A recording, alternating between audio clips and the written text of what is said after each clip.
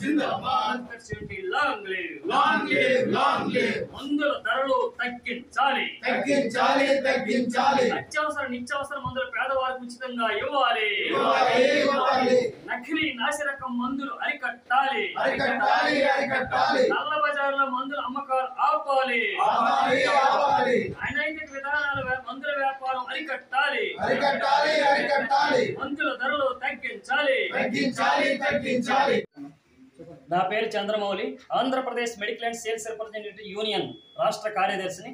ఈ నెల 17వ తారీఖు 18వ తారీఖు 2 ర్యాలీలు ఎట్ ఏ టైం చేయగలుగుతుంది. అంటే సౌత్లో ఉన్నవాళ్ళు, వెస్ట్లో ఉన్నవాళ్ళు బొంబాయి ర్యాలీకి వెళ్తారు, నార్త్లో ఉన్నవాళ్ళు, సౌత్ ఈస్ట్లో ఉన్న వాళ్ళందరూ కూడా ఢిల్లీ ర్యాలీకి వెళ్తున్నారు. అయితే ఇందులోని జూలై 9వ తారీఖు మేమందరం కూడా స్ట్రైక్లో పాల్గొనడం మీ అందరికీ తెలిసిందే. దానిలో 11 డిమాండ్స్ అనేది పెట్టడం జరిగింది. 2 డిమాండ్స్ ఆల్రెడీ ప్రతి రాష్ట్ర హెడ్ క్వార్టర్లో కూడా చేయడం జరిగింది దేశం మొత్తం మీద.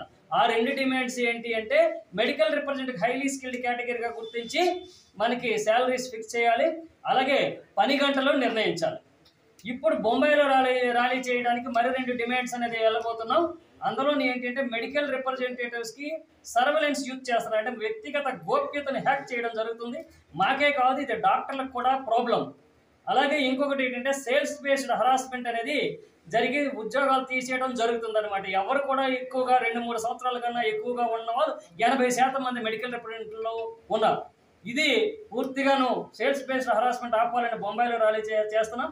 అలాగే దేశ రాజధానిలో ముఖ్యంగా మందుల ధరలు తగ్గించాలని, నకిలీ నాసిరక మందులు అరికట్టాలని, మందులపైన ఉన్న GSTని పూర్తిగా ఎత్తివేయాలని, అలాగే మెడికల్ రిప్రజెంటేటివ్స్కి ఏదైతే సేల్స్ ప్రమోషన్ చేయడానికి హాస్పిటల్లో ఎలా చేయాలని, మహిళా కార్మికుల పైన ఉన్న రైట్స్ని, మహిళలకు సెపరేట్గా మెటర్నిటీ లీవ్ పెంచాలని, అలాగే మెడికల్ రిప్రజెంటేటివ్స్కి స్టాట్యుటరీ వర్కింగ్ నామ్స్ అనేది కలిగజేయాలని, ఇలా 7 డిమాండ్స్తో మనం ఢిల్లీలో ర్యాలీ చేయడం జరుగుతుంది.